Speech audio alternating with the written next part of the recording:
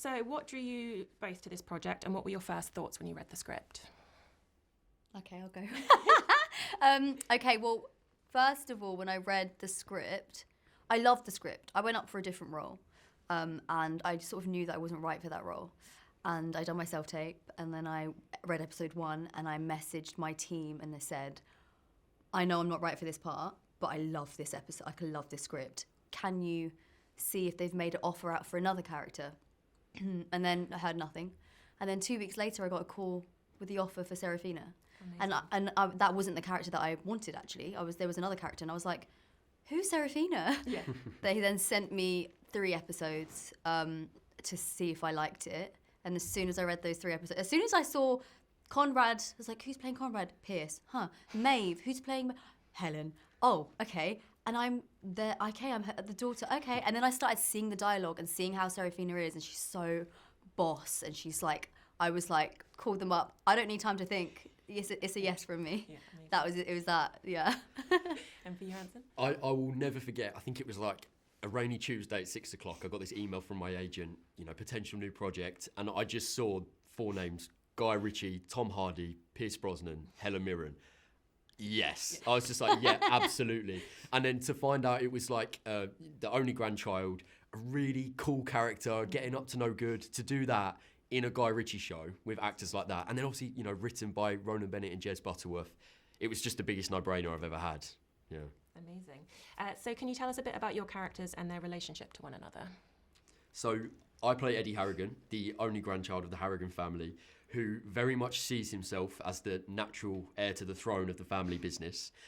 He's very ambitious, he's very ruthless, and I think in the Harrigans they're taught that family is more important than anything, but at the same time never compromise on success and do whatever it takes to get to where you want to be. And I think he very much will do whatever it takes to get to the top of that hierarchy within the family. Amazing. Yeah. Serafina is the only daughter. It's also unique because she's the result of a one-night stand that Conrad had with a stripper at Stringfellows. So that's wonderful. And she, weirdly though, is so much like her father. Like, I think that DNA runs in her. She is power hungry. She's a hustler. She wants money, and she's very smart at what she does. So, yeah. I mean, and us too. It's great, isn't it? Yeah. We have a bit of like back and forth. And then remember one day we were like, can our characters should we just like get on? Yeah. Our characters are like frenemies. They're frenemies. In a family sense. Yeah. Sometimes you don't get on with your siblings maybe, but you really love each other. That's definitely the case for our characters. Yeah. They're probably really similar as well in some ways. I think so.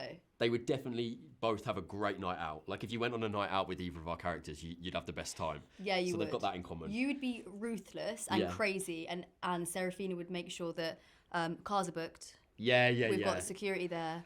Don't worry, I've got a guard there. Like Serafina's more got it together than run my out character. of classes all. Don't worry about that. Yeah. Absolutely. Yeah. Amazing. What is it that you admire most about Guy Ritchie's version of London? For me, Guy just understands quintessential English banter and how to make it really work in a script in the most amazing way. When you work with him, I think I've never had a director make me feel so empowered to like use my own sense of humour in my work. He just makes you feel so comfortable, and like being on his sets are kind of like watching his films. Like it's very fast, isn't it? Yeah. Very slick, very fun. You sort of feel like you're down the pub in the best way when you're on one of his sets. Just there's that banter flowing all the time, and it really seeps into the work that you're doing as well.